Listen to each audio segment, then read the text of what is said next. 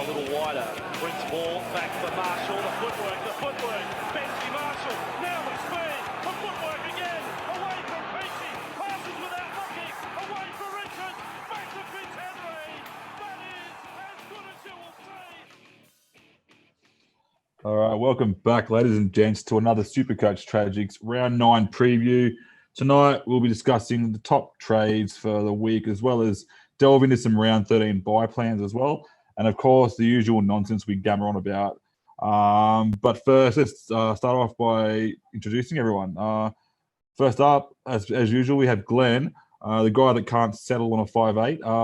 How's your week go this week, mate? I had a better week, mate. I went up. I had green arrows this week. They weren't by a lot, but at least they were green. So at least I'm going in the right direction.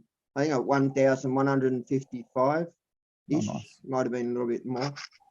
Somewhere around that score. Cool, awesome. I had some green arrows too, but we'll get to that at the end. And from SuperCoach 360, we have Timmy O. Thanks for coming back, mate. How was your week? Yeah, thanks very much for having me on, boys. Pretty good week, actually. Had an 1187, jumped me up another nearly 5,500 places. So considering I was in 60-something about 3 weeks ago, I'm now into 28,052. Nice, moving on up. Yes, I think I've had 4 solid greens in a row. Gradually working my way back from the turbo disaster that I started with. Only ways up now, mate. And also joining us from SuperCoach 360 once again, we have Ross Mann. Ross Mann, how was your week, mate? Yeah, good week this week. Got 1230. Probably my best round so far. Captain Mr. Unicorn himself, Pappenhausen, which was very, very handy. I'm still trying to work out where those points came from, but I'm not going to complain as a captain. But moved up about 8,000 spots, but still a lot of work to do. Yeah, speaking of a lot of work to do, I got a pretty good score myself this week. I got to 1214 or 1218. Moved up, I think, 10,000 spots, which is good, but still pretty sad in the 46,000 area mark there. But I didn't captain Unicorn. I captained Cleary, which wasn't too bad in the end. So and they say when you can't beat them, join them. So a lot of people I'm hearing talking about these Unicorn points, rather than whinge about it, just jump on them. Just grab them. Yeah. That's all I can say about that. Yeah. All righty, guys, let's get straight to it. We'll start with the news. I need to get one of those buttons you can push to have that news sound. I was going to say I should start singing it, but then I might get sued by Adrianosaurus Rex for the plagiarizing. So, all right, Glenn, what do you got for us, mate? Yeah, I got a little bit. Before we start, I'd like to give a couple of shout-outs. So I did a pod this week with Adrianosaurus Rex. So I'd like to thank him. He's one of the true gentlemen of SuperCoach, and I always really enjoy talking to him. I watched BJ on game day yesterday at their pod, and they gave us a shout, so I'd like to give them a shout back. So go and check them out, guys. They're on Tuesday nights. And the last one I think that we should all mention is Kano. I mean, he's created that Podmasters Cup where all of us creators are now into the one sort of group, which gives us really good access to each other. It's created an incredible community and just a wealth of knowledge, with a great deal of really, really nice people. So thank you, Kano, for creating that environment for us. All right, so I'll get to the news. There's a little bit to hear. So the Panthers are unchanged, but Toho is on an extended bench with Leota. And also Tyrone May has the flu, so just watch for late changes there in case he's out and Toho suddenly comes in. Manly, Turbo is back and Burbo is into the centres. Carl Lawton has been given 4 weeks for his tackle on Murray. And also Olakawatu is back for Manly. Dragons, Bird back for the Dragons, and Parker and Saab are out. Warriors, Elise Katoa has got to the second row spot this week, and also for Surinam, Bailey Surinam. CNK back at fullback for the Raiders, and Savage is out. Jared Croker returns. Frawley 5'8", and Whitehead is also back. For the Dogs, Jackson is back from his COVID and pushes M. King back to the Pine. Norfoluma is out for the Tigers, and Garner moves to centre. Stefano on the bench, and Tuolagi again. Also, Safer is into the centres, and Luciana Leilua is out. So also Simpkins in, and Little is out. So there's a lot of movement at the Tigers. Tass name for the Bunnies, and apparently some late mail we just got was that Milne has moved to the wing and Sauce has dropped out of the side. Kurt Capel and Payne Haas are out for the Bronx. Opiak back and Brown moves back to his favoured 5'8" position. And there was one more. Oh, yeah. So David Fafita is out for 4 weeks with a knee injury. And a bit of late mail that I got here. One is that Cody Nikorima has signed with the Bunnies. Some people are saying it's effective immediately, but I've been told it's actually for next year. So look out for that. David Fafita reaches out to Wayne Bennett. Talking to Wayne Bennett, which is kind of an odd one, and Bennett says that he can get the best out of him. And the last one I wanted to talk about real quickly was Piggins returns to Redfern, and he goes to Redfern, has a bit of a visit. And for some of us diehards of NRL, we know that Holmes and what's his name, the actor Russell Crowe, got all the accolades for the saviour of for the Bunnies, but we all know behind the scenes that the real warrior was Piggins. Piggins has got a problem at the moment with dementia. And so for long-time fans of the game, I just think it's a real warm thing to know that he's returned, and he was met with such a beautiful reception. And that's all the news that I've got today, guys. Thanks, Glenn. It's pretty full on. One thing I did hear as well is that Toto has been training on that left edge, on the left wing, this week. And that could be to do with the fact that Tyler May is actually ill with the flu or a virus of some sort. I will say now it's not COVID. It's just a flu or illness. So hopefully everything goes out right there. So I think we'll get to it later, but I reckon hold off on trading out Tyler May if he doesn't get named this week, because it's still maybe Staines that drops out. I don't think so. I think Staines remains there. I don't agree with it, but I think that's what's going to happen. All right, guys, let's move on to the top tradings for the week. At the top of the list, we have Tass. No surprises here. Break even of -61, bottom dollar. Ross, start with you, mate. Your thoughts on Tass, mate? You bringing him in? I actually bought him in last week when I bought Cleary because I needed a cheapie. It was obviously a bit of a risk play because we weren't sure whether he was going to play again this week. But not only did I bring him in, but also played him as well. So I got his 84 points, which was great. Nice. It was going to be him or Cooler, and actually ended up going with Tass. So, but if I didn't have him, I'd definitely be getting him in this week. Yeah. All right, Timmy, your thoughts on Tass, mate? Yeah, mate, I brought him in last week when I used my fourth boost, brought him in with Cody Walker and Talakai. I played him last week, and I'll be playing him again this week, even though he's up against my boy out at the Broncos. Yeah, it's always bad. You always do that. That you're in two minds when you have a player against a player in your team as well, especially when you captain the guy against a player in your team. So you get you play your captain scores a try, then you're all happy, then you're all sad all of a sudden. So that's it. And like I said before, while we're off air, I think Stags is going to give him a bath, but that's more my Broncos hat on rather than my SuperCoach hat. All right, Glenn, your thoughts on Tass, mate? Yeah, I think he's a buy. I mean, the buy round coming up, people are trying to chase buy round players, and you'll need cheap players to be able to afford to do that. I don't know if he's a play this week against Stags, but having said that, the Broncos have lost Haas and Capewell, so I don't think they're going to be the same product. So maybe I'm bringing them in too. All right. Well, obviously we're all in agreement here, but I will try to play like a devil's advocate thing here as well, and just say, if, for example, a lot of people traded out Penasini last week, which is a fair call. If you had no one to trade to, for example, the only option you had to trade to Tass was, say, a Tyler May, would you do it? No, hell no. Yeah, see, this is what I'm saying. So I know, in all fairness, he is a must-have. Everyone calls him a must-have because he's a $1 cheaper than low break-even on his third match. However, if you've got no one to trade him to, this is the issue. Some people there haven't got players like that. Someone like they've got a Valia or even a Suali. I know these guys are probably better off trading to, but they're also a number in round 13 as well. So there's a few issues I can see there. In saying that, I'm bringing him in this week because I've got Penasini still, so I can still trade down to him. But I'm just saying there are people out there that might actually miss the boat. So I don't and at this point of the year as well, a lot of people, my salary cap's quite low. It's around 12.6. There's a lot of guys out there with 13 million salary caps. Do you need the extra cash right now, or could you jump ahead of the group and start bringing in some other guns? So that's just one option there.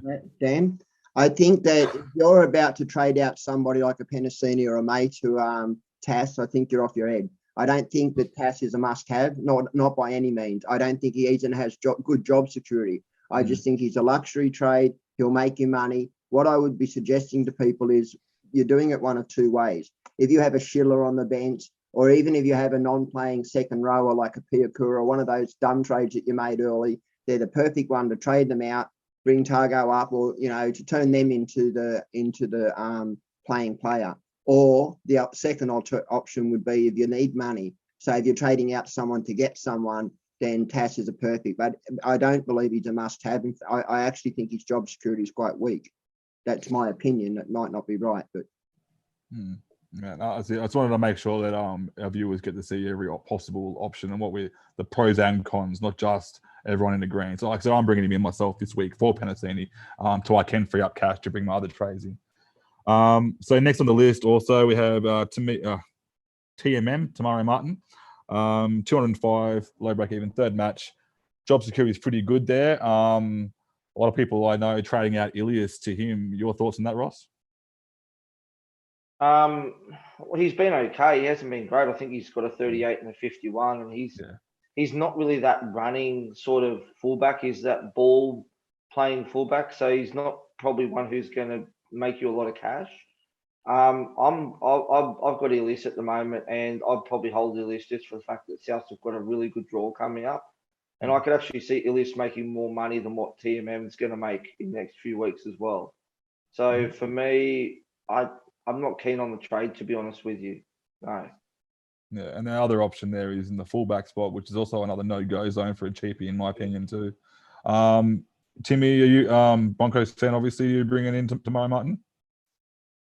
Yeah, look, he was. I sort of had him fairly much assured in dropping Haas and dropping Ilias, bring in Tamari Martin, and I can't remember who the other one was off the top of my head, but I was about 5K short. So I pulled the pin on that and decided against it. Look, I think if he gets back to the form that he was in pre-injury, he will definitely be one of the best 17 players in the Broncos team. And at which point, if we don't find a spot for him, we're mental. Whether that be fullback or whether we try and get him into the halves. Obviously, he's not going to take Reynolds' spot, but while we can't pick which half he's going to play each week, he's a decent shout for slotting in at 5, I think. So, look, I think his job security long-term is probably pretty good because I think we're nuts if we don't find him a spot. But at the same time, once we're back at full tilt, they're going to have to move things around. So I think once we get our fullback back, then Kevy's going to have some pretty tough decisions to make. Yeah, no, the thing about, I know we all bag out Kevy here, but the thing about Kevy, he's not afraid to make those tough decisions either. He'll happily put the axe through a team if he needs to. So, all right, Glenn, your thoughts on tomorrow night, mate? You have any idea bringing him in? I do believe he's got good job security. So from that perspective, I agree. I just think that from to Ilias, the trades are valuable. Why are you going to go sideways from Ilias to TNM, who's going to arguably do the same thing or even less? The money grab you're going to get to nothing. By now, we should be looking at having your second 5'8", and I would suggest that be a Brown or a Walker, or for those possibly talking about Drinkwater, with the ceiling. I definitely wouldn't be looking at going down. I'd be looking at going up. This is a time to elevate, not to, devalue your squad. And that's a ceiling. I just wouldn't be doing it at all. Yeah.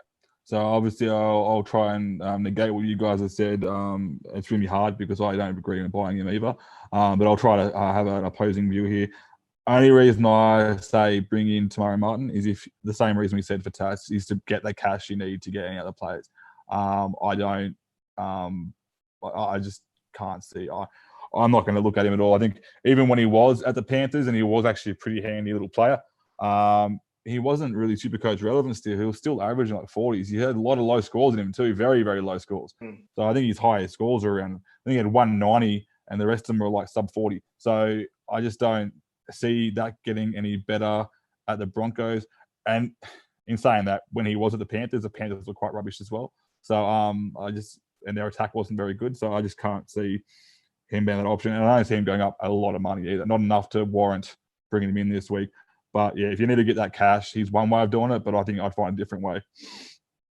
All right, let's move on to number 3, and that's Lolo. I think this makes a lot of sense with Haas probably being a high trade out.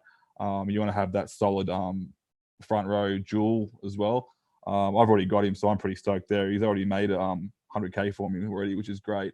Ross, your thoughts on Lolo, mate? Oh, he's pretty much nearly close to a must-have. He's probably the number 1 target you want to have on your list for the buy period in particular. I picked him up about 3 weeks ago after he got his dual position, and he's just been pretty solid since then. Put up some decent scores. Yeah, I'd say get him in. I don't know about selling Haas for him, but I can see why people are doing it. But obviously with Haas, it could be a week-to-week thing where he could be out this week, he could be out next week. We don't know. That's the thing. So yeah, definitely one you should be bringing in.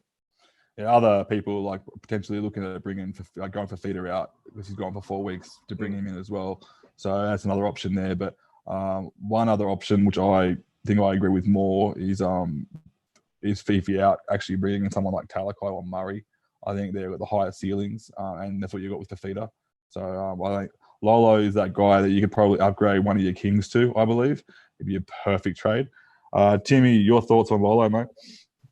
Yeah, look, Lolo was actually the other front row forward that I was talking about before, going Haas down to Lolo and then Ilias down to Mary Martin, bank some cash. But then, yeah, there was just a couple other things I was looking at that I just didn't quite have the cash for. So, yeah, that's right. With that particular trade, I think I was down by 5K or something. So I had to look elsewhere.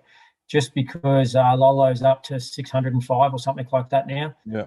If he was still back at his 560 or whatever that he was last week, things would have been fine.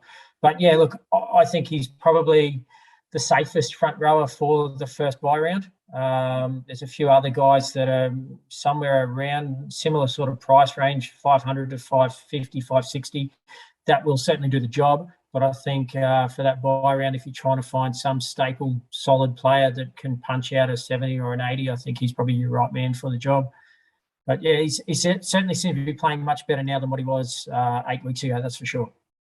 Yeah, no, definitely. It's like it's been elevating every week. I believe he's playing more minutes, getting the work rate. Still not getting crazy good attacking stats yet, but hoping they'll come soon. So, Glenn, your thoughts on Lolo, mate? Do you have him?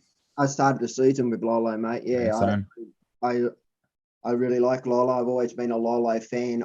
I don't know if I agree with the theory that people are speaking about him as a season keeper, but I certainly think he's definitely one for the buy round. What people got to keep in mind is if you're looking at your side for numbers in the buy round, you've also got to be looking at who you've got as your captain. And I know that Lolo has been a fairly reliable one in seasons past. You know, like I remember getting 131 season as a captain from Lolo, and I mean he's not putting out them numbers this year, but you know, I think Lolo's. Yeah, I'd be definitely looking at him if you don't have him. It's my front row at the moment. It's Lolo in my front row. Awesome. He's in my front row now. So I'm pretty happy just to have him there as a safe hold. So, all right, move on to the next one. I don't think I agree with this guy being so high on the list. So that's Drinkwater.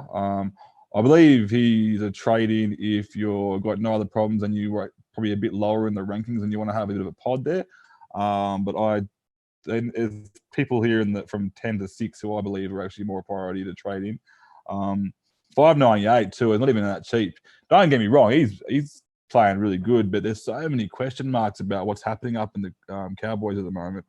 Before I get too much into it, what do you think, Ross? I think if you've got sufficient trades, I think it's a good play. Like, I think if you're sitting about 28 to 30 trades, you haven't used many boosters, I think because he's going to be good for the next few weeks. He's had 2 tons in a row. He's got a good matchup against the Knights this week as well, which we know haven't been going great. I think for me, it's a cash grab for, say, till round 14, and then he's pretty much going to be gone. Upgrade him to a Cody Walker.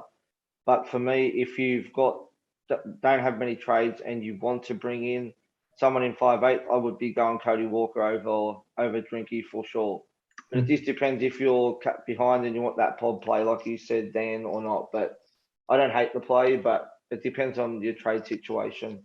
Yeah, well, like I haven't seen the latest numbers, but Cody Walker is still a pod too. Well, I think I brought him in last week, and he was like 6% ownership. So if you're going to go a pod, you need to go like a 0.5% to even compete with that. I think Cody's like 80k cheaper or something too. Yeah, he's 514k. He's there. So and he's got a -8 break even too after last week's 99. So I'm still not sold on Cody Walker being the gun that he was, but still, I still think he's a choice over Drinkwater just because of the value there. And I'm still not sold on what Peyton's doing up there. He's got Hammerstone on the bench. I get Hammerstone is he going to play Origin as well like he did last year, was it? He will be. Yeah, so he's safe for round 14, but then like I said, I'll get everyone to have a talk about it as well. But I just think like who will they play this week? They got a couple of tough games after that, I think too. I'm pretty sure. So if you want to keep him for 14, you're going to lose money. Probably you're going to get money this week, and then probably potentially lose money in those two tough matchups. So I don't want to talk too much, but I'll pass on to Tim. Your thoughts on Drinkwater being so highly traded in? Yeah, look, basically the same as what you guys just said. And it's great that he might punch out a decent score this week, but then if he punches out a 60 or something next week, he can go up 60k and then lose it just as quickly. So for me personally, he's certainly not on my radar. It's great to look at these guys every now and then and see that they hit some decent scores and hit some form. I don't think he's the kind of player that can sustain it. Like we were saying before, I'd much rather prefer someone like a Cody Walker. He's a little bit of rocks or diamonds, but he's certainly more diamonds in relation to his SuperCoach scoring and his possible output, a lot more than what Drinkwater is. Looking at Cody Walker, currently 6% of teams. So I trade him than I would Drinkwater. And yeah, like we just said, 80k cheaper that you can use somewhere else. He's obviously a great play if you're looking for someone for the buy, but again, he could be the same price in 4 weeks' time, and at which point pick him up then and see how he's going. But he's not somebody that I'm pulling my team apart to bring in this week on the assumption that he might have 2 good games and then be no good for the bye week anyway. Yeah, that's it. Glenn, your thoughts, mate? Well, my immediate answer was no, don't do it. I mean, he's, like you said, 50k or whatever it is, dearer than Walker. Walker's got the pedigree, but I'm trying to be objective. So I looked at the pros, and the pros are obviously he plays the bye round. The matches he has is he plays the Knights and the Tigers, so they're 2 good matches. But then after that, I don't know if I'd play him because he's got the Storm and the Panthers. But then he plays the Warriors in the actual bye round, and they'll have a depleted side. Well, they'll lose a couple, not really a lot actually. The Cows. He's got a -20 break even, so he will make money. But again, you're going to do 2 trades to go him to Cody. I think just go Cody now. Saves you a trade, longevity. You know, he's a proven gun and a keeper. You just keep Cody Walker there. Yeah, I think I agree with that. I think it's definitely a luxury trade. That's pretty much it, I believe. So I picked him up in a draft. When as soon as he got named, I thought I'll sneak a little pick up here, and then he's been good for me. But yeah, I just don't see the I don't think it's sustainable for a long period of time. I had a look at his numbers, Dan, and I think he's only 30 points behind Cody, and Cody's played 8 games. He's played 4. I'm not. I have to check if I'm right on that, but I'm pretty sure that was the numbers that I saw. So I mean, he's had 3 really nice scores in a Cowboys side that is flying. I think if I was in the top 100, Drinkwater would be somebody I'd be considering because he's somebody who might get you that little pod play for some quick elevation and then move on. But like Ross said before, or alluded to before, if you've got a few trades and you haven't been boosting and you're up the top, then you saved a few, then yeah, do it. Hold him for 14 and then 13 and then move him on. But if you're low on trades, don't do 2. Don't go him and then to Walker, because you will inevitably have to go to Walker or someone else, possibly Brown for the 17 or Walker. That's it. That's top 5 there. We'll move on quickly to the next 5, just quickly on them. So Cody Walker is the next guy on this. I'm number 6 traded in. I think it should be a bit higher. And this guy here, I believe, should be probably a lot higher. That's Grant. Grant's actually at number 7. And we've got Coates at number 8. Murray at number 9. IPAP at number 10. So, yeah, I believe that Grant and Cody should be above Drinkwater there, I think, and probably maybe not tomorrow, Martin. I think I can see why people are bringing him in, but I just wouldn't do it myself. Any thoughts on the bottom 5 there, guys? They're all trade-ins, in my opinion. I don't Yeah. dislike any of them. And even the one after that, Tuipulotu, Yeah. is the next one after that, who I think is also a trade-in.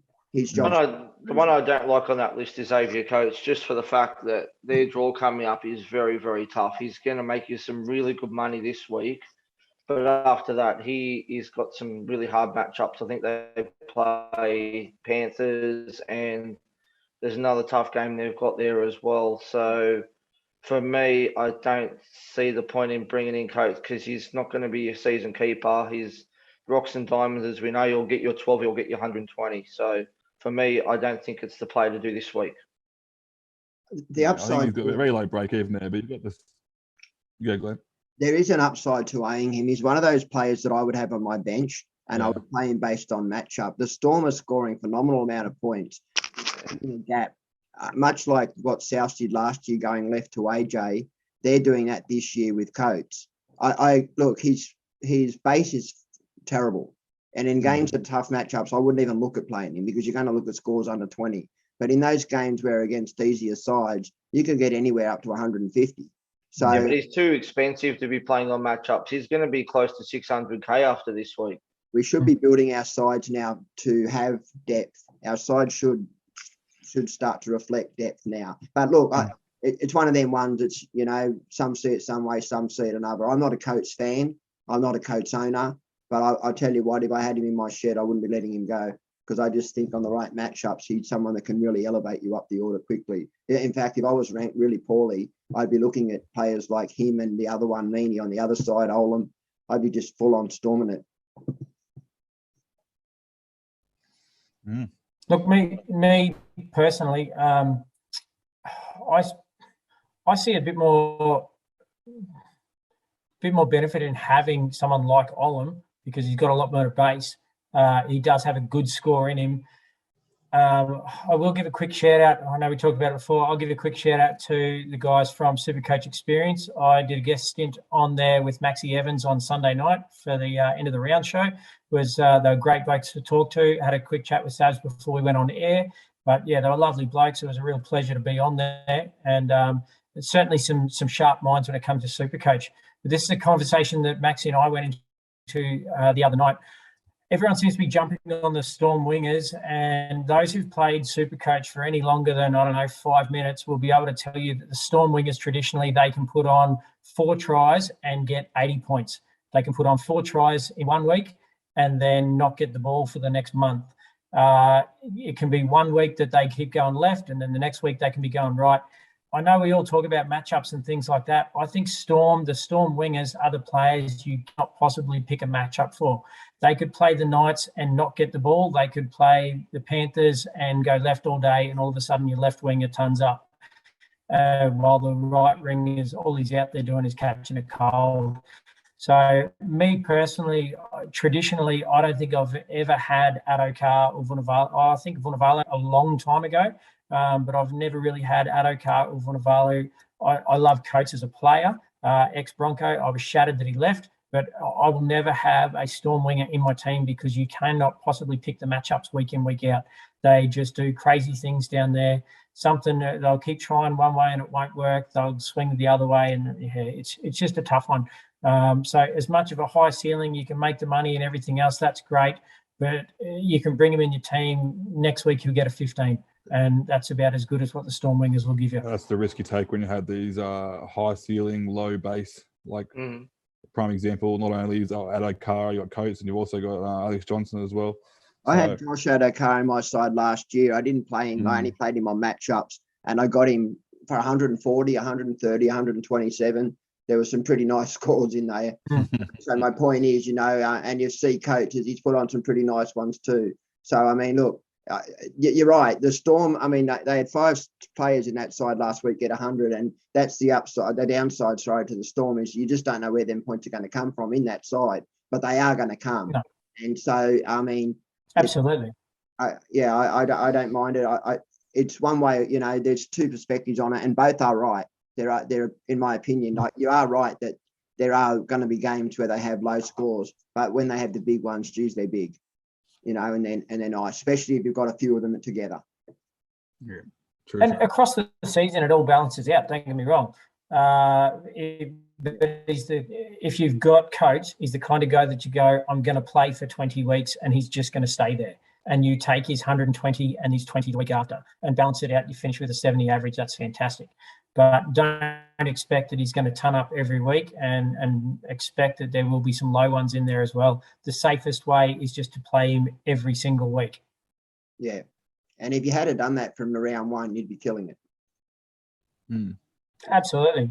But talk to Roscoe. He traded him out 2 weeks ago and then would love to have him for the last week. I can see you. I loved having the last 2 weeks when he turned up both games. Yeah. I can see Timmy just waiting to bring that up. He couldn't help himself. I told you not to trade him out too, like that week before. I told you to keep him. That's two pods I've got that in there now, Roscoe. That was the week I shouldn't have traded. I traded him out and Josh King. I should have held them both that week. Yeah. Anyway. There's me that traded out Munster and then hindsight's a wonderful thing, isn't it? SuperCoach loves hindsight.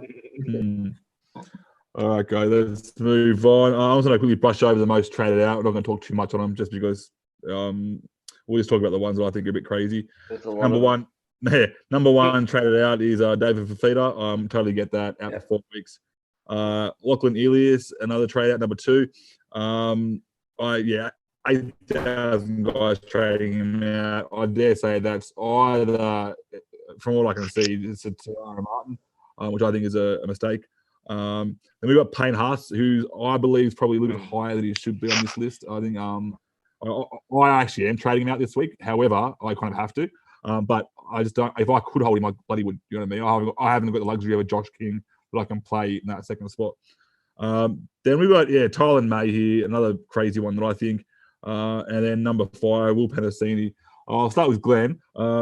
Any of these stand out that are just crazy, or you agree with most of them? Tyler May, obviously. I mean, that'd be the one that stands out to me. I think the Haas one, you can make an argument either way, and I think both again would be correct. Like Haas is a keeper, but I will say that front row's this position that's going to hurt you the least. You're not going to get Haas going over 100 multiple times in a row. I mean, and he may, but it's unlikely. So that's the place that, if you've got a Josh King, a Lolo in your front row, or a Tavita Pangai Jr. or something like that, an IPAP, then go for it. But I mean, if you're going to have a Ming playing there, then, I wouldn't be doing it. But the Tyler May one's insane to me. I just don't. It's the best advice I can give everyone. Just at least wait till next week till we get some clarification as to what he's doing, because he's a buy-round player. He's in the ceiling club, and, just don't do it. Well, let's have a discussion quickly about that now anyway. So we'll talk about my thoughts on this. And a lot of people might see that Toto may come in for Tyler May this week. We touched on it earlier. May is, he's quite ill. He's not training at the moment. He's quite sick. I believe from what I hear, it's actually what I had a couple of weeks back, and it's not fun. If he doesn't get named this week and Toto does go on that side, there is a world where it's only not named because he's sick. He could replace Staines the week after. So this is the why Tyler may be a trade out, but I think we need to wait 1 week to see who gets named when he's fit and well. Your thoughts, Timmy? Yeah, look, I completely agree. I'm planning on holding him for the season at this stage. I can't see a world where if he's fighting fit and on that left edge, I don't know why the hell you'd pull him out. But I can, in some ways, have the same argument for Penasini as well. The bloke just pumped out a 60 or something. He 55. got over the line as well for a disallowed try for some strange reason, which would have had a line break. So all of a sudden, the bloke's looking at 90 and people are looking at trading him out. I understand the cash generation and everything else. I actually just had a look before a trade that I couldn't make work. If I actually trade out Penasini, because I've got Targo up in second row, I could bring Targo down, and all of a sudden I can pick up a 525k second rower that I wasn't planning on that way. So look, I can understand in some ways why people are doing it because of the cash generation, but it depends on who you're going to replace him with. You've still got to play 4 solid centre wings every week. I would much rather play 4 guys that have got a base of 40 to 50 rather than chucking a cooler in there and hope that the bloke can score to get a 50 in total. So, yeah, I don't understand those sorts of trades, whether they're knee-jerk reactions or what, I don't quite know. But, yeah, for me personally, like I said, I'd much rather prefer to have some staple centre wings. It's the most volatile position in the entire game.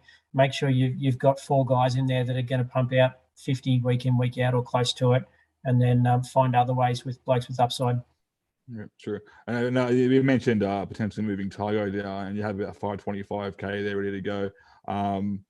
Just quietly, a player that I'm keeping an eye on, but I'm actually looking like pretty excited about is actually Angus Crichton at 514k. I really like the look of him. I still think Freddie Fittler will be loyal to him for Origin, and especially he actually is. I know he had one decent game. He's played 3 8-minute games in a row now, so I'm hoping that he comes good. But just an option there. Ross, anything on the list stand out for you, mate? Oh, just obviously with May as well. I mean, for me, it doesn't make any sense. Look, if for some reason May is available to play and he's left out, and they decide to go with To'o on that left wing, and they keep Staines in the team, then yeah, I can understand the sell. Makes sense to me. I mean, there's no point in holding him. I mean, that's a lot of cash. You could downgrade him to Tass, and then you could upgrade one of your mid-range second rows or front row forwards to cover for Haas or something like that. You know what I mean? But for me, yeah, it's silly. It's the same. I know Targo's not. We haven't mentioned Targo, but I know he's highly on the list to get sold this week too. For me, he's also a hold as well. Just don't understand the sell process, and I can understand that people don't want to maybe sell particular players to bring in Tass, but both of them, there's no reason to sell either of them. Yeah, that's true. Well, I'll just quickly touch on the bottom. Sorry, from 6 to 10. We've got Mitch Moses at 6, Brad Schneider, Appy Coruscant, Chris Randall, and Kurt Mann. So obviously Randall's obvious. People are looking to go to Grant, which I think is great. Yeah. Appy Coruscant, I didn't think it was owned by that many people, so I'm surprised he's on that list at all. And Schneider, obviously people trying to get Cleary in as well and doing that stuff. The other thing about Schneider as well is now that Croker's back, I think Schneider loses the kicking. What are your thoughts on that? Yeah, he will lose the kicking. Yeah. So Schneider loses a bit of base there.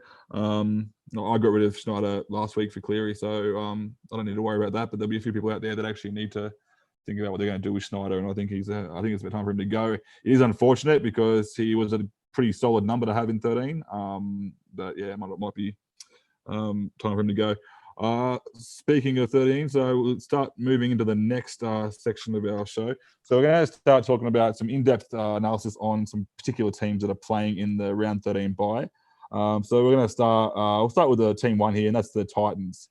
So, Glenn, you got your paperwork ready to go there, mate. Any Titans players that you have identified as potential options to bring in that might be worth a shout for the round 13 bye?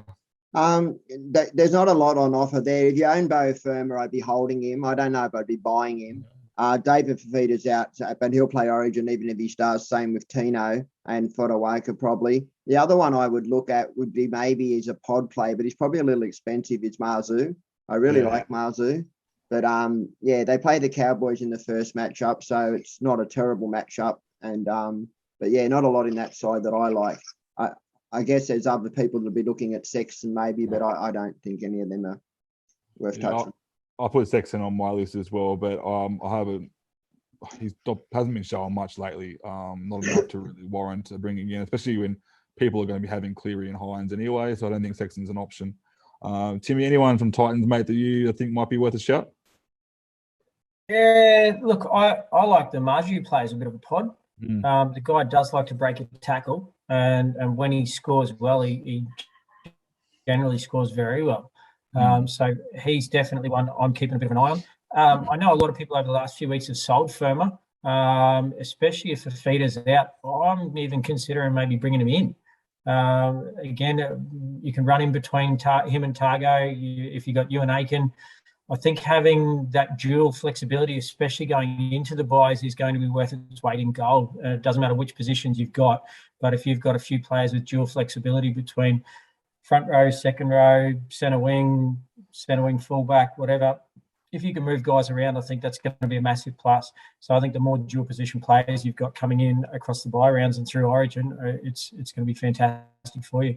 So yeah, Firma's definitely one that I'm actually looking at bringing in after everybody else has just sold him. Well, he got a nice solid 50 against the Panthers last week. So yeah, he's one of those guys that if you wanted to, you could bring him in early, and knowing he's going to give you a safe score. So it's one less thing to worry about. I'm thinking about actually bringing him in for that round in particular, and then I can start trading players out for round 17.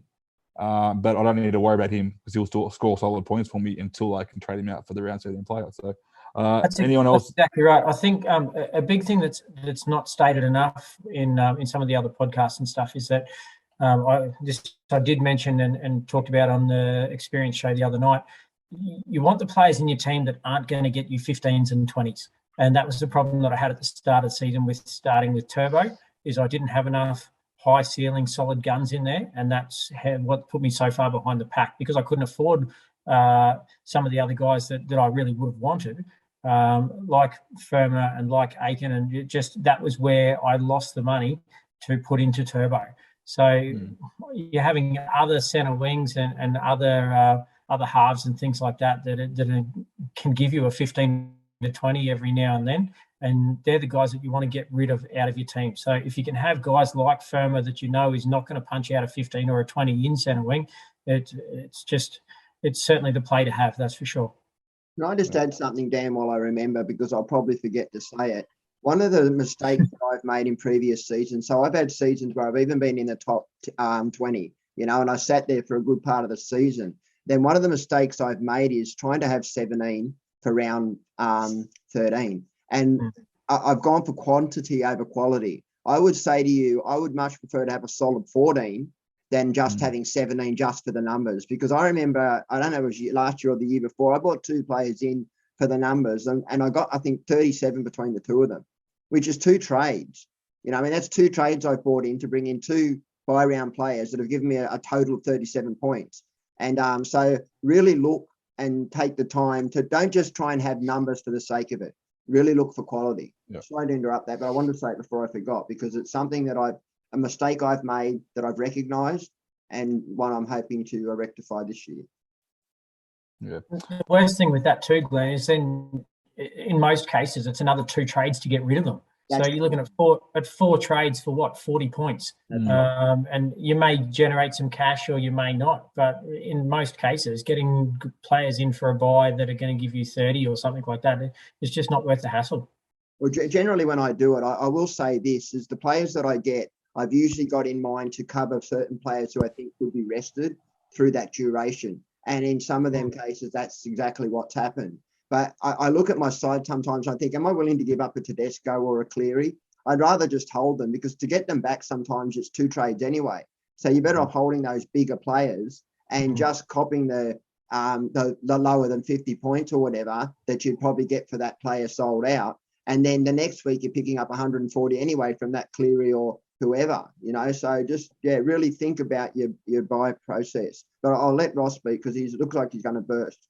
Oh, no, I'm fine. I'm okay. I'm fine. I just know I agree. I agree with you. Like when you say that you've got to have I think a better quality 13 over having a full squad. I mean, you need to you don't want to be bringing a player in just to cover them for 1 or 2 weeks and then wasting 2 trades in that run. So for me, you don't want to be trading out guns who are going to play, that have got good draws coming up, or they're going to play that second buy. Don't pull your side apart just to get that one buy round covered up. Like I've learnt from my mistakes in the past. Like Glenn said too, there was players I jumped on for Origin period last year that I looked and I've gone, why the hell did I do that? It was just for a number. Like, just have that solid 13 and just stick with it. Don't waste your trades. That's all I can say. So in regards to Titans players, I don't have anyone. I've got Firma. I'll hold Firma. I'll probably trade him out after the first buy, but there's no one in the Titans that I'm interested in at all. Nothing. I've got I got a few names I wrote down here, so that haven't been mentioned. So we've got Brian Kelly. I really like Brian Kelly. I've always liked Brian Kelly, but he's also not a long-term thing as well. So if you've got plenty of trades and you want to have that extra solid number for around 13, Brian Kelly's a good shout. And then this one's a bit more of an unusual one is AJ Brimson as well.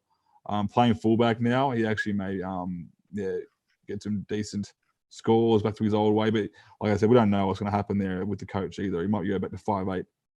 What's the go with that anyway? What's going on with Jaden Campbell? He's available. They're just not picking him. Yeah, I haven't heard any news on Jaden Campbell, so I'm not sure. Jaden Campbell's getting named on the extended bench every single week, so I think he's available. Sarko there as well on the extended bench, ready to go as well. So I'm not sure there. So Glenn?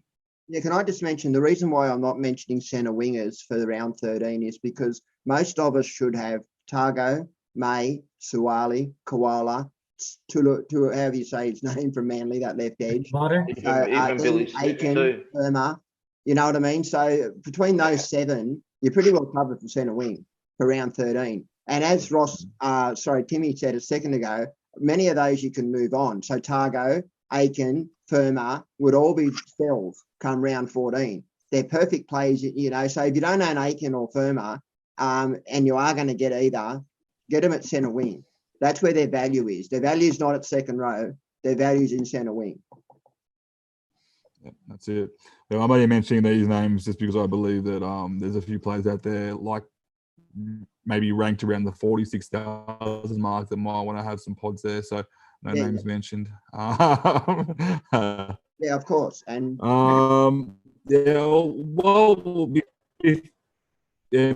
before we move on to the next team, that's all strategies here. So we've already touched on a few there with not doing any stupid trades to get him. I'm going to start with myself.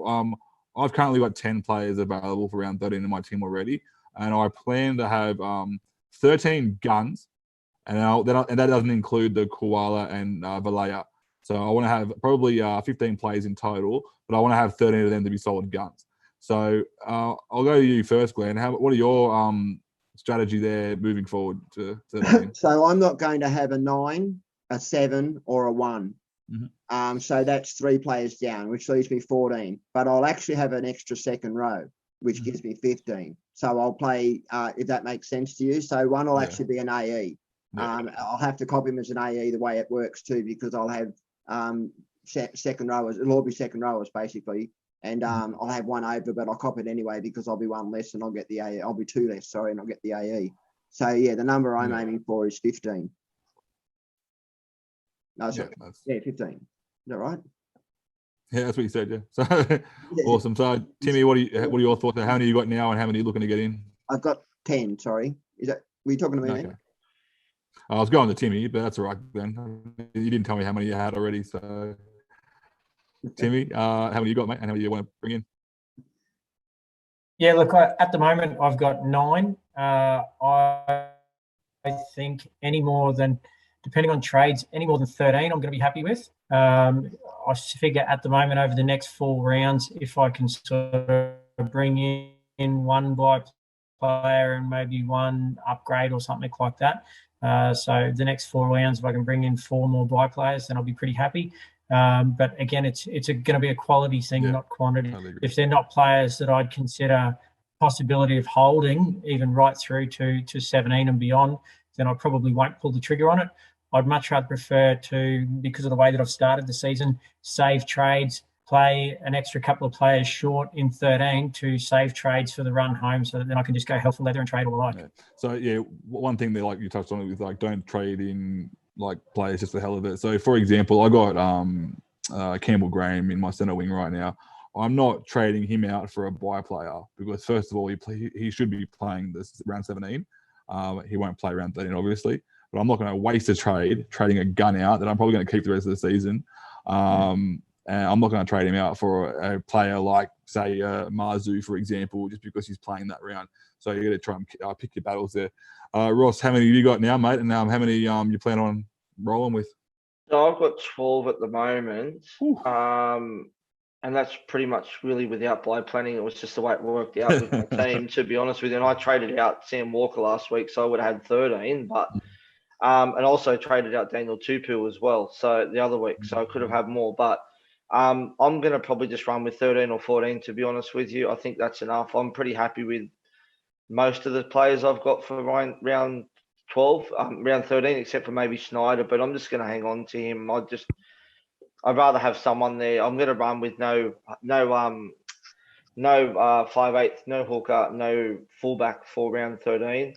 Probably the other one I'm going to target now that I don't have at the moment is bringing in Joey Manu for the bye period, just because he's going to play fullback where he knows he's an absolute beast. But other than that, no, I'm pretty right at the moment. I'm just going to run with that, I think. Well, one thing I'll say now is we often talk about overall is the main thing. So you got to try and focus on getting a decent number in round 13. I want to say something here from a head-to-head perspective. So a lot of head-to-heads don't actually allow like a matchup in that round. I'm in a few that actually do have matchups in that round. So what I did was I looked at the I know most of the people in my head-to-head league, so I looked at my round 13 matchup and I realized I'm playing against a guy that is an overall player. So I decided instead of wasting my time trying to win that match, I'm happy to throw that match and then put all my effort into round 17. And that way, I know I'm playing I won't say his name because he's probably going to watch this, but I know I'm playing a bit of enough for overall. So I'm going to be playing him in round 17. So I know I'm going to win that one, and I'm going to have my team set up ready to go on the way home. Running at you, Egg. Sorry? He's running at you. I know who he's talking about. He's running at him. No, you wouldn't know. You don't know this guy. He's I thought you were talking about that guy. You were talking about it. Leagues Club. No. But yeah, so and the other thing as well is if you're like me and had a pretty bad start to the season, you're actually sitting pretty low on the ladder. A lot of the people will be looking or the guys up on top of the ladder will actually look to forego the buys because they've already got a pretty good the hopes of the final are pretty open. They don't need to worry about winning. So if you're at the bottom, you can actually try and target a bit heavier in the head-to-head matchups. And they're two easy wins for you, really. So they're two valuable wins. I've only had about 3 wins this year in my head-to-head. So those 2 wins will actually help me out a lot. It will almost double my wins. So, so I know a lot of people say, "Oh, my head-to-head player, the buys don't really matter," but they can matter in some senses. So I just wanted to make sure everyone can actually look at that and be more in depth when that comes to the buys. Now that we've done that, let's move on to the next team. We'll move on to the Cowboys. So my pick of the lot here is Lolo. I think you guys will agree. Yeah. Glenn? Yeah, there's a few that I looked at in that side. There was obviously Drinkwater we've spoken about already. Reuben Cotter. Just be wary on Reuben Cotter. I may bring Reuben Cotter in on the actual round, that particular round, if he's named. He could play Origin. And the other one, Lolo, which most of us would have. And I probably wouldn't touch anyone else from that side. Holmes will be out. McLean possibly. Nanai maybe. Yeah, it's pretty ugly. Both them sides are pretty ugly for SuperCoach. There's other players here that are a bit risky as well. I can see like Hiku, for example. I just don't see the point bringing him in, but he could be one of those guys that gets 100 in 1 week as well. So he's just one of those. It would be a pod play if you get him in. Just the other thing on Hiku too was that he only played 66 minutes the other day because the hammer came on for him. So just be mindful if you do own Hiku to just watch how those minutes turn over. Yeah, good point. Good call out. Timmy, any thoughts on any players from the Cowboys that we haven't already mentioned? No, none other than we've really mentioned so far. I mean, for a few times this season, I've looked at Nanai and I've looked at Lukey and still can't convince myself that I need to bring one of them in. I think in some ways they're both a little bit volatile. One will go all right one week and the other will go all right the next week. So you can't really bank on them and say, oh, this guy's going to score 60 every week or anything like that, at which point it's like we talked about before, you can bring someone in for a 30 or a 40, but then you've got to trade them back out again. It's just not worth the 2 trades or the hassle. So I think I'd much rather prefer to go a couple of players short rather than wasting a couple of trades and bringing boys like that in. Ross, anyone there, mate, that we haven't touched on yet? Just Lolo, obviously. And I just want to say on Reuben Cotter, not only is he potentially going to get on the bench spot for Queensland, but his minutes are all over the shop. And I don't trust Payton at all. I think he played 30 minutes one game, 40 minutes one game. He played 80 minutes last week, but I don't know what's going to happen. This is why I don't understand why he's so high up on the list. I get people wanting him in for buy coverage, and they're bringing him in to cover I think the bloke Randall trading out Randall, but I'm not sold. I'm not convinced on the trade. I'm like, I don't like what Glenn says, and that's to wait till round 13 and see where it's at from there. But I wouldn't be trading him in now. Yeah, I brought Cotter in probably about 4 weeks ago. And the only week I didn't play him was last week, and he played the 80 minutes and that was no fault of my own. It's so irregular the minutes he's been getting. Yeah, exactly. One thing I did have a look at closely last week, I didn't actually watch the game, so I'm not sure what happened, but I know even Reece Robson also played 80 minutes as well in that game. So I'm a little bit confused there as well. So I was thinking maybe that Ruben Cotter was playing 80 minutes and covering at hooker because Granville's off the bench. But yeah, when Reece Robson's also playing 80 minutes, was there an injury in that game that we didn't know about, or what's going on there? I don't know, actually. I don't recall one. I mean, that's been a question asked in every chat that we're in. And I actually don't recall one, no. He did play, he played 80 minutes, Cotter, in that game. Yeah, in the front row too, I think, as well. But one of the things that you said the other day, didn't he move to lock when... Anyway, that's a different thing. But one of the things that Ross just pointed on, and you did as well, that I think is important to note is the coach, Payton. Yeah. I mean, that's another reason why I wouldn't be touching Drinkwater with Hammer on the bench there. He's just so erratic. And like I said, they play the Knights and they play the Tigers, and he could do well. But then when he plays the Storm and he plays the Panthers and they lose both them games, he's one of them coaches like, we've lost the game, I've got to make a drastic change. And that could very well be a Drinkwater back to a Hammer. So... yeah, they're both. It's a very risky side to touch for SuperCoach, especially when they're going to have Storm and Panthers back to back. They're probably not going to try to be bragging here, but they're probably going to lose those 2 games. Yeah. What happens after that? Is he going to put the axe to them? I think it's stupid too, because those 2 teams are one of the hardest defending teams in the comp. Yeah. I just don't. Yeah, I'm just a lot of concerns there with. But I said I've got Cotter now, so I'm obviously going to hold until he shifts to bed. But at the moment, he's doing pretty good for me. So, I think you jumped on him at the right time, Dan. I just wouldn't be getting him now, like I said. Yeah, both my sons did, and I don't disagree with the decision. And if I own Cotter, I'd definitely be holding him. Definitely. I've even got him. I'm not even playing him this week. I'm still too scared what's going to happen. I probably might change my mind and play him anyway. But yeah, at the moment, he'll turn up this week then. Yeah. I might try and trick everyone and just like play him last minute, like wait for the countdown clock and just put the R on him. So I don't know. It's a good bench for him, mate. Yeah, I know. That's why I did see that, and I think I might be playing him anyway. I think I might play him over. I actually was going to play. I know you're probably laughing at me, Musgrove again, because Musgrove, I believe this year is this year's Stefano. The way he's playing, he's going there quietly. He's hitting 50s every week in pace and power, and his minutes have gone from 30 at the start of the season to 50 or 40. Yeah, but now Stefano's back. He might get reduced minutes for Stefano back. Yeah, that was my concern. You've got to worry about then. Yeah, that was my concern. But I'm really hoping that Musgrove, I think he's looked really good when he's been starting and playing those 2 minutes. So I'm hoping he's earned that spot the same way Stefano went to last year. So that's my hope. Hasn't he? Sorry? Well, he's actually added an offload to his game. He's had a couple of tackle busts. I went through his stats last year and the year before. He didn't have a single attacking stat. Not won anything. And this year he's added all to his repertoire. He's playing quite well, Twal. All right, let's move on to the Panthers. Got a bit more excitement here. I'm going to try and think my number 1 player for this one. I don't know. I think it's got to be someone like Kickow or May. I reckon they're the 2 players that the high ceiling guys that might actually do a really good job for you.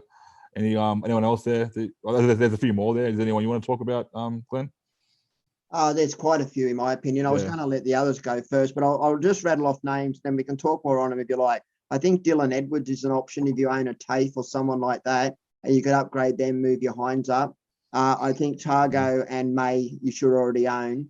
I think that there's a few that are out there for me. So William Kikau I like because I believe you could carry him through to 17. James Fisher-Harris. I don't mind James Fisher-Harris in the front row for that round and beyond. And you won't like this one, but I'm going to throw it out there anyway. Apai Coruscant. I think he offers the ceiling, and they are playing versus the Dogs in that particular game, and they'll be missing a few players. And Apai plays extra well when they have Cleary and Luai out of the side. He'll be called upon to do a lot of the play. So Apai could be a good shout for round 13 up to 17. make a bit of coin and move him on. Do you reckon, like last year, Apai goes to New South Wales camp as well? Blues Not camp? after what he did last year, no. I don't think he'll go near that side again. Fair enough. That's one thing. Because one thing I was thinking I was keep an eye on that because that might open up a spot for Luke as well. Yeah. It's a funny Luke who's been playing really well. Well, I'll go to Timmy. Anyone there, mate, that you think could be maybe an outside option? Yeah, look, the only other one that I'd probably add might be Liam Martin, but he was in and around the mix for the team last year for New South Wales, so who knows? He's played some good games this year when his minutes were up, but he's a little bit hit and miss, hot and cold, rocks and diamonds, whatever you want to call it. But yeah, look, he's just an outside chance. He's not somebody that I would bring in, but if you really are trying to squeeze a certain number of players or something like that, he's a player that could give you a 60 or 70 in that particular round, or for a few weeks over Origin for that matter, when other players get rested. I'd probably take Billy Kicks over Liam Martin. But yeah, I've got Isaiah Yeo in my team, but I think he's straight into New South Wales. I can't see them not picking him. But certainly I'm clutching at straws, hoping he doesn't get picked, as I'd love to keep him. But I think he'll be one of the first names on the team sheet myself. Cool. In the forward pack, that is. I think Martin will too, mate. I think with Cleary, Luai, Toho, Martin and Yahoo will all make the Origin side myself. Yeah. Ross, anyone there, Ross, that you're all thinking of, mate, that we haven't mentioned? This one I actually picked up last week, and obviously there's been talk that he may play Origin. He's Steve Crichton. He's obviously no one's been mentioned, and I think he's gonna pick up his game and reap the rewards when Nathan Cleary's out for Origin, and I think he's gonna have the goal kicking too, and I think he's a definite option for that wide period for sure. Given that he's been talked about possibly playing in that centre position, I wouldn't be picking him up this week now, but I'd probably wait until about round 12 and pick him up there if he's not picked in the team. Well, that was disappointing because I was like going down my list and I'm like, oh, they've all said they've got one player left, and then you got him. I was Critter, and it's because Critter, he will be kicking goals. And he's that guy as well. He's not one of those guys that you can bring in and then have to trade him out straight away as well. He's actually a guy you can have a say play in your team for a bit longer and hold him in there for a bit. Yeah, I mean, he didn't do much last week, and you got me a 36, so it's not bad. Like there was no attacking stats in that either. So yeah, I'll take that. Yeah. All right, let's move on to the next team, guys. Unless there's anything else to say, we'll go to the Bulldogs. A few names. I'm going to get in quickly first because last time I missed out on saying who I thought. I'm going to say one name, and then I'm going to get you pass on to you guys. This guy is the unusual one that you probably wouldn't have said anyway. That's Jerry Marshall King. Haha! I knew I got some. Payback's a bitch. No, I really am liking what he's doing. I know he's a bit pricey, but he's definitely a decent option there as a buy coverage for a player in that position there. So someone like a Randall to JMK for that round would be ideal.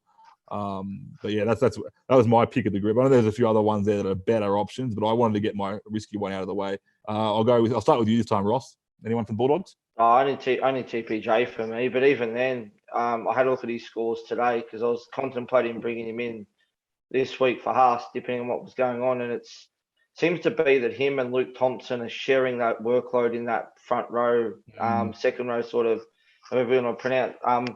He's getting good scores one week, but then he's getting bad scores the other week, and it seems to be the scores are rotating between him and Thompson. So, but I probably will look to bring him in just because he's got that durability of front row, second row too. So but I just don't know if he's going to be a keeper though. That's the only thing. And as I said earlier, I only want to bring in players for round 13 who I can see as potential keepers, not just someone to have for the buy coverage and then be trading him out 2 or 3 weeks later. Other than that, there's not really. I don't mind, like you said, Jerry Marshall King's not a bad option, I think, as well. If you want to get rid of Randall and have him in, other than that, there's not really anyone else I can think of from there that I probably want to go near.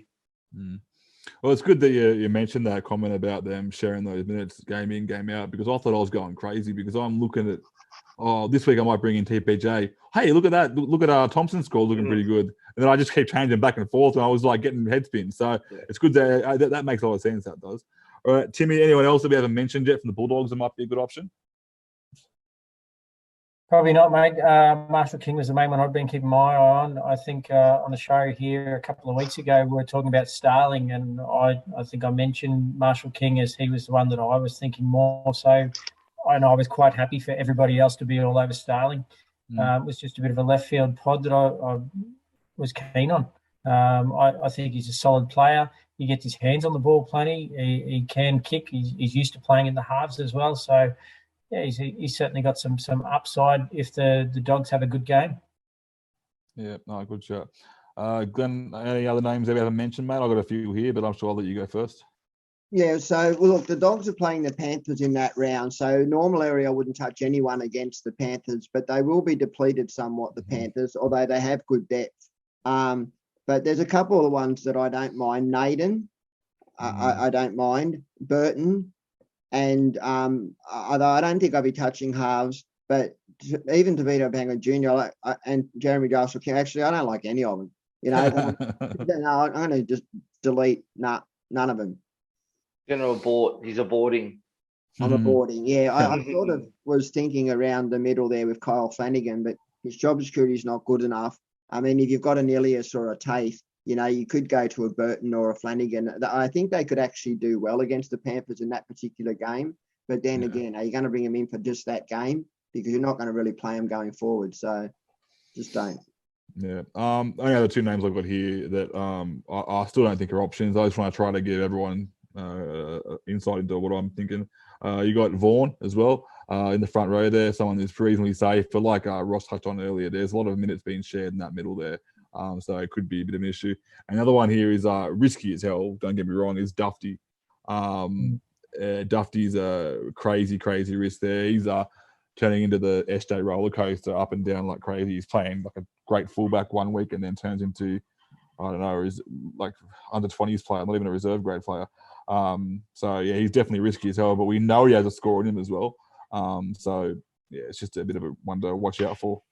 Just on Vaughan, I don't hate the play either, to be honest with you, Dan. I've got him in one of my drafts, and he's been getting me solid 50s every week, which is not bad for you know, and I've got him playing in the front row in my draft, and I think solid 50s from a front row is pretty good, if you ask me.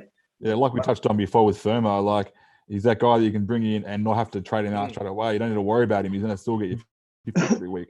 So in the bye period where there's going to be a lot of guys getting rested after the Origin matches as well, you don't need to worry about trading out that Vaughan to get your Haas back in, for example. So I like it. I think it's a safe play, but to me, it's one of those plays that you might do if you are maybe highly ranked and you wanted to keep maintaining them ticking along.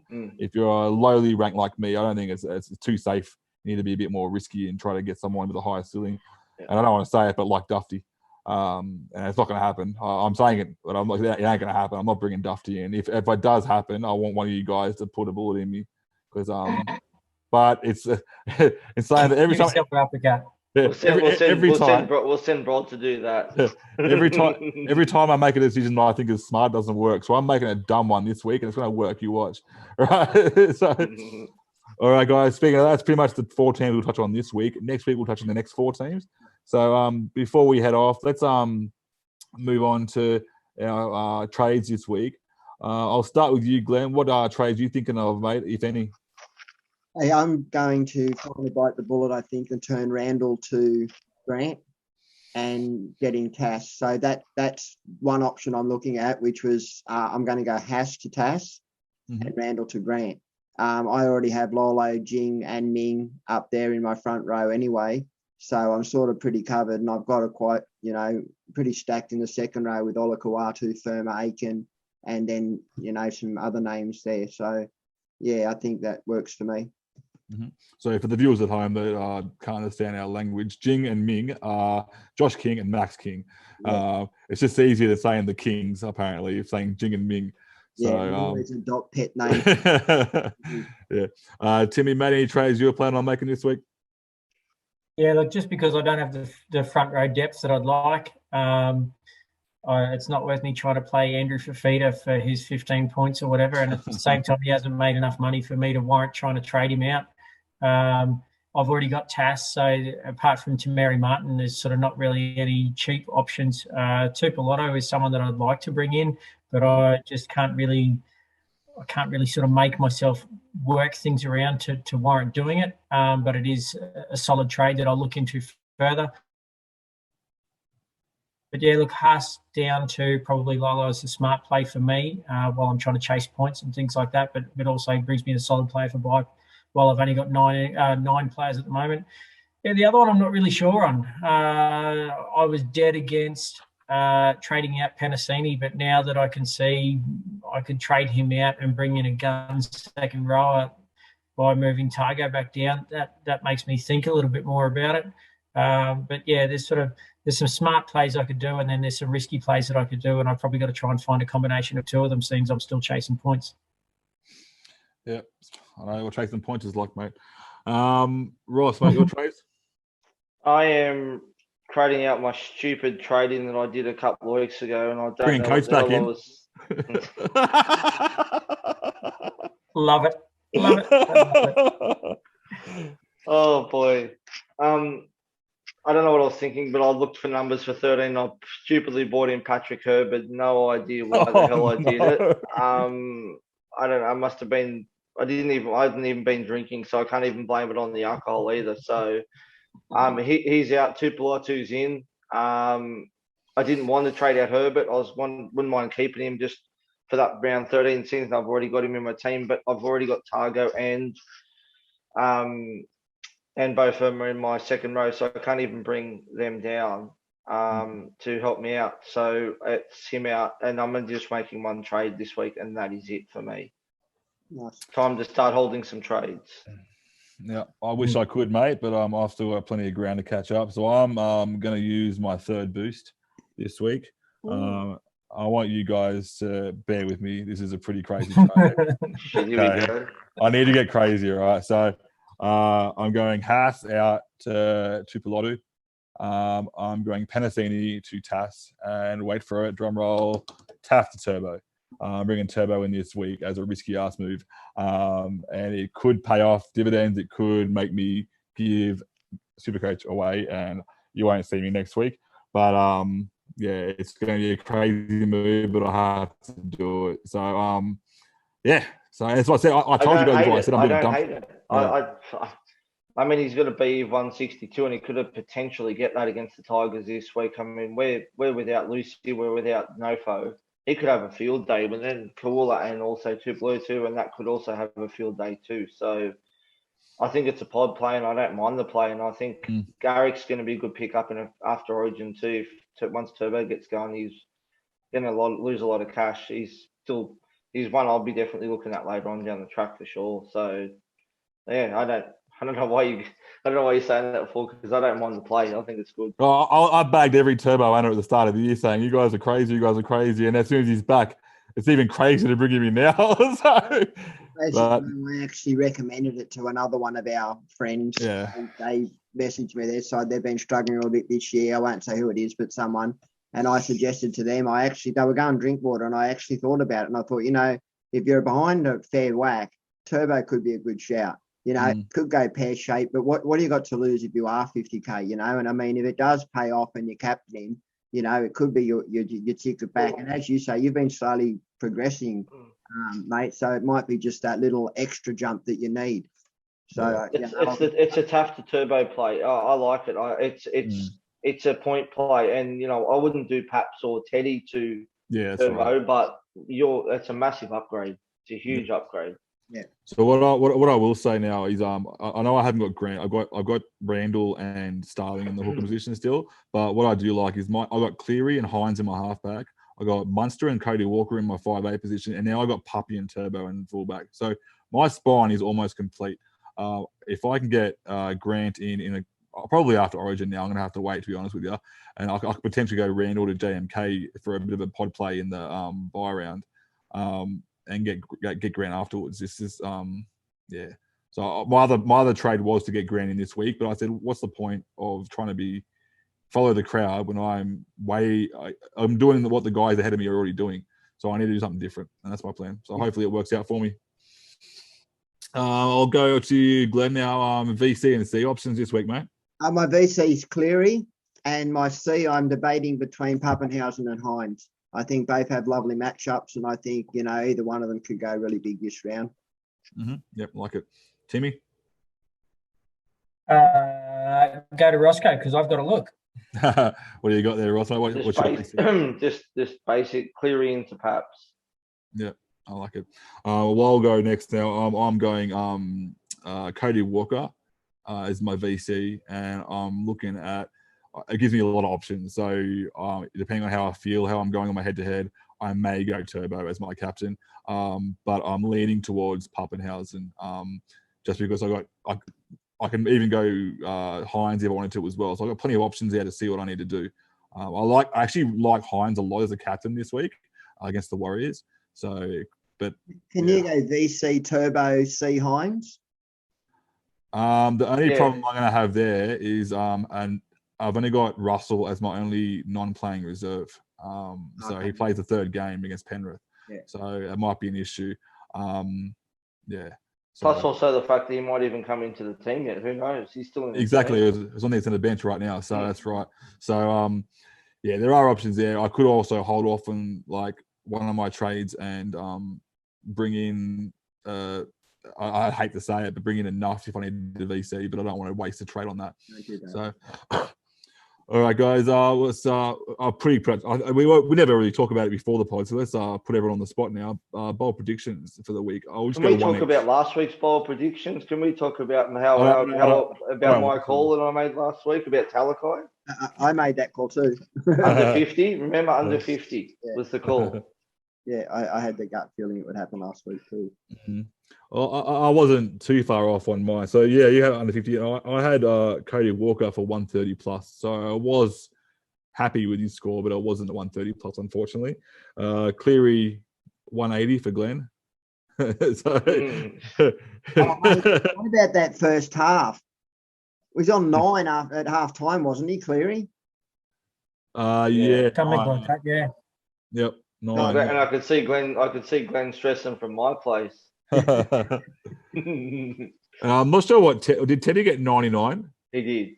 Yeah, so you were one off. I think I said for Teddy to turn up. And, you did. It was looking good on Saturday, not so good on Sunday when he got his downgrade.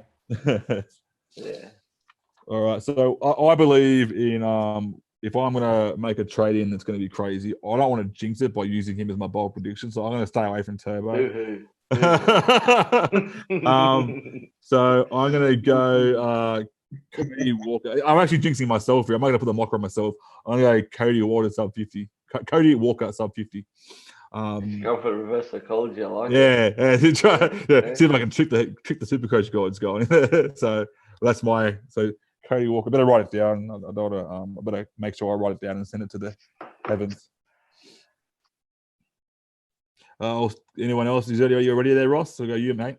I'm gonna go big balls out on the table this week and go Stags to turn up against South. I don't think that's too far out there. Yeah, me neither.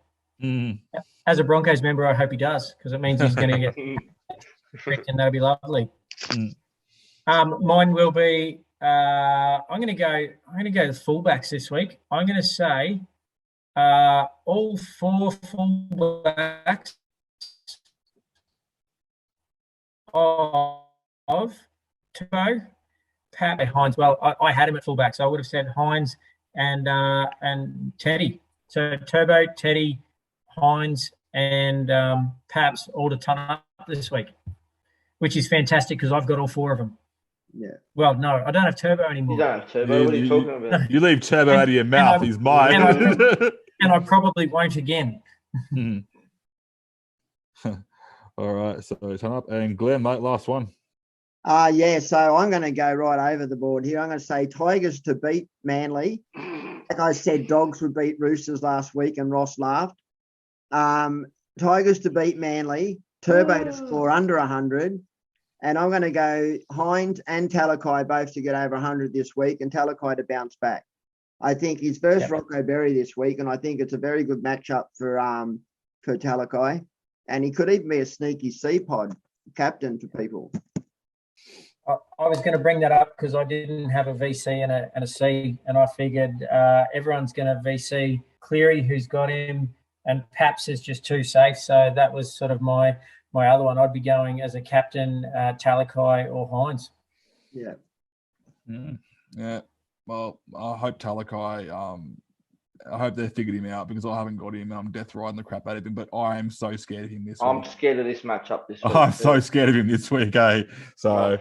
Yeah, this is he's up against Barberry and Valaway on that wing, on that side. Shit, he could go massive. You watch Valet, mate. He's going to score 3 tries. Hines and Talakai, like Glenn said, I think they're going to both turn up this week. Yeah. I'm scared. Can I just point something out that in the last 2 rounds in our chat, I've mentioned both times that the Roosters are going to lose, and I've actually picked the margin on both. And I actually both times. I just want to point you out, Rossi. You put it point me out. That's okay. The laughing face at me, and both times I've been right. So I'm going for 3 in a row here. I was wrong last week on the Tigers winning, but I think that they can upset Manly. I really do. Without Lucian Nofo, I don't see it happening. Yeah, that's against Turbo. Worry, but they are getting Stefano back. Big Stefano. And look, I'm just holding the faith, mate. I'm a Tiger supporter. Give me something. Yeah. Well, I'm my Tiger. Don't forget I am too. Yeah, that's. I just don't have faith. I just don't have the faith like you do. I think that, to be honest, Garrick and Turbo could really run amok on that edge. I'm trying to play against it, but that's why I suggested it. The Turbo thing. I think Garrick and Turbo this week really could put on a number, and Hines and Talakai. I think they're the 2 this week that really could turn it up. All right, guys, that wraps everything up for this week. Make sure you tune in next week. We'll be back again live on Wednesday night. All right, guys. Anything else to say before we want to get off? Just a shout out to the guys at the 360 SuperCoach podcast as well. Guys do a great job over there with the pod, and don't forget to jump on the website. There's some good articles up there. Some of the boys have written up, including myself. Go have a look at them. Yeah, Ross, you just did one on buy rounds, or you're about to, aren't you, mate? Yeah, I am. Yeah, I'll put that up on our page as well, so people can have a look to it. And I just wanted to say thank you again, Tim and Ross, for coming on. And I wanted to also say that at the top of our page on Tragics, I've pinned all the other podcasts. So if you are interested in finding out who are the other people that do pods, jump up, have a look on our page to the pin post at the top, and we'll just give them a look. Yeah, give them a look, give them a like, give them a subscribe. Make sure you say Tragic sent you, so they shout us out. All good, guys. Thanks for that. Thanks, boys, for jumping on, and we'll catch you on next week. Peace out. Cheers. I want to win. I want that trophy.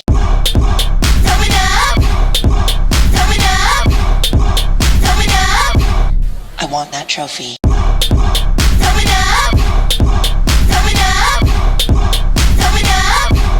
I want that trophy.